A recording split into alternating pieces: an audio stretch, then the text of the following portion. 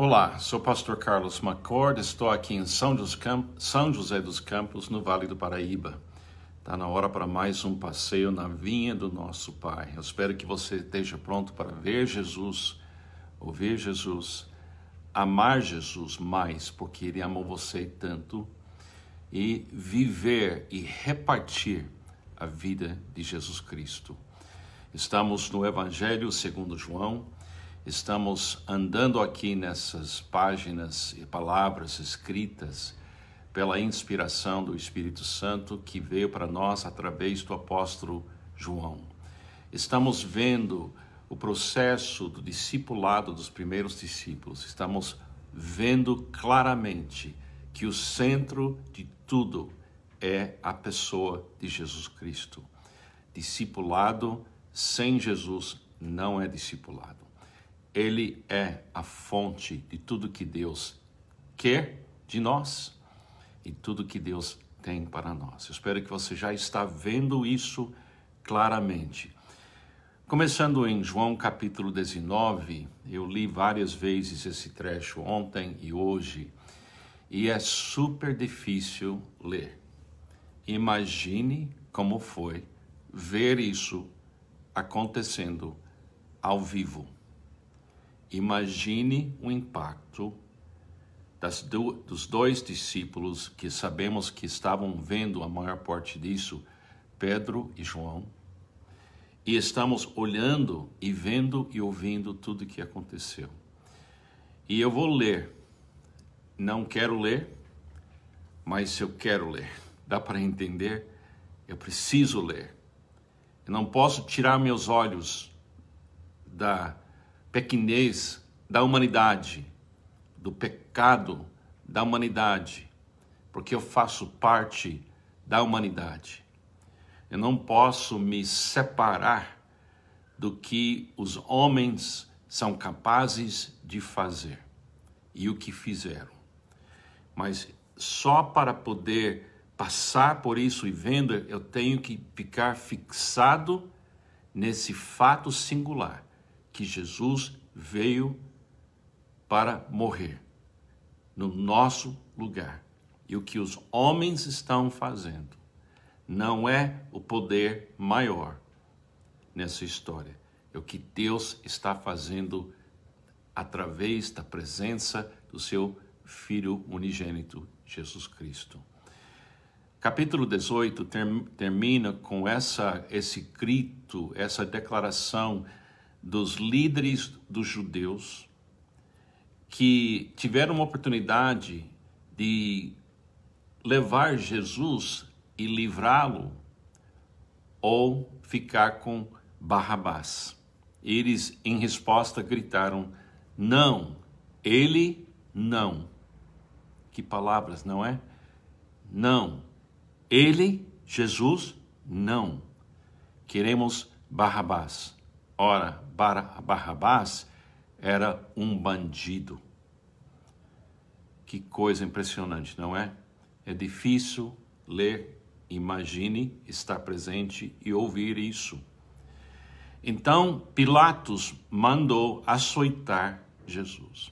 Primeira coisa que entrou na minha cabeça, por quê? O Pilatos queria libertá-lo, segundo o que ele disse, mas para ele mostrar o seu poder, que ele tem sobre pessoas, ele manda açoitar Jesus. Os soldados teceram uma coroa de espinhos e a puseram na cabeça dele. Vestiram-no com uma capa de púrpura e, chegando-se a ele, diziam: salve, Rei dos Judeus, e batiam-lhe no rosto. Essa capacidade humana de manifestar seu poder sobre pessoas vulneráveis, mas lembre-se, Jesus disse, teria que beber deste cálice, teria que passar por essa dor. Então, a maldade que ele está recebendo aqui faz parte do plano dele ser o sacrifício perfeito para nos salvar. Mais uma vez, Pilatos saiu e disse aos judeus, se lembra que Pilatos tinha que sair da casa dele, do centro do poder dele, porque os judeus queriam se manter puros para participar da Páscoa. Que ironia, que coisa chocante. Eles querem se manter purificados, guardando a lei e a verdadeira essência da lei, em carne e osso, estava na frente deles. Mais uma vez, não é para eu dizer, ou você dizer, eu sou diferente. Não, não somos. Toda a humanidade estava nas trevas. Todos nós temos que olhar essa coisa que aconteceu e cair de joelhos e dizer, Jesus, obrigado por passar por tudo isso para me salvar. Quando Jesus veio para fora, usando uma coroa de espinhos e capa de púrpura, disse-lhe Pilatos, eis um homem. Também, que erro, hein? Eis o homem, como se ele é nada. Não, ele é o filho do homem. Ao vê-lo, os chefes dos sacerdotes e os guardas gritaram, crucifica-o, crucifica-o.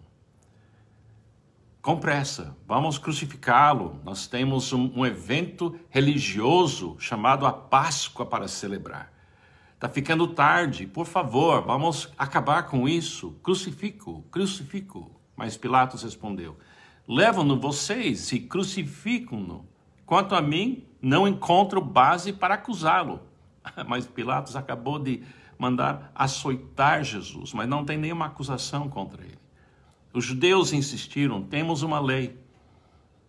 Puxa, que coisa, hein? Temos uma lei.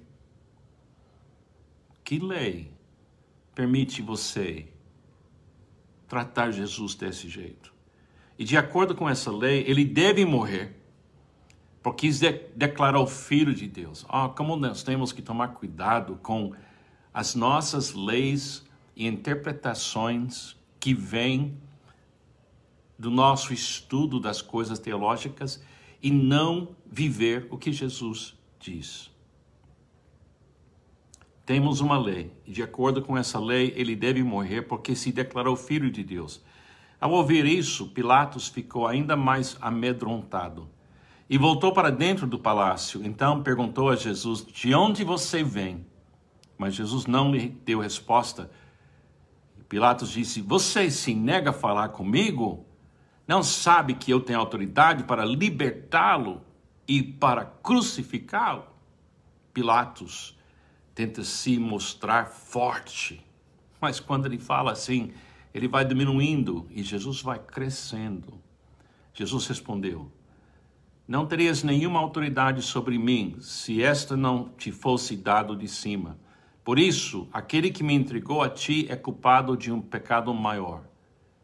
Então, Jesus está totalmente ciente que Pilatos recebeu ele como um acusado porque o seu próprio povo não o recebeu. E o próprio povo, eu não estou falando de todo o povo, eu estou falando que a humanidade está, neste momento, rejeitando o Salvador. Daí em diante, Pilatos procurou libertar Jesus, mas os judeus gritavam, se deixares esse homem livre, não és amigo de César. Poxa, amigo de César, tem que ser amigo de César. Quem se diz rei, opõe-se a César. Então, eles todos têm medo de César e o que ele pensa, mas não pergunta o que Deus quer. Ao ouvir isso, Pilatos trouxe Jesus para fora e sentou-se na cadeira de juiz. Está fora do seu lugar de poder, na frente dos judeus, os líderes dos judeus, num lugar conhecido como pavimento de pedra, que em aramaico é Gábata. Era o dia da preparação na semana da Páscoa, por volta de meio-dia. Então esse pessoal está aí, nesse drama, desde cedinho de manhã. E está passando a hora, está na hora de ir para nossas celebrações da Páscoa, da história do nosso povo. Ao ouvir isso, Pilatos trouxe Jesus para fora, sentou-se na cadeira de juiz num lugar conhecido como pavimento de pedra. Era o dia da preparação. Eis o rei de vocês, disse Pilatos aos judeus. Mas eles gritaram: mata, mata, crucifica-o. Devo crucificar o rei de vocês? Perguntou Pilatos. Não temos rei, senão César. Que coisa, hein? Estamos falando dos teólogos, dos líderes da nação de Israel, que chegaram nesse ponto para acabar com esse problema chamado Jesus. Finalmente, Pilatos o entregou a eles para ser crucificado.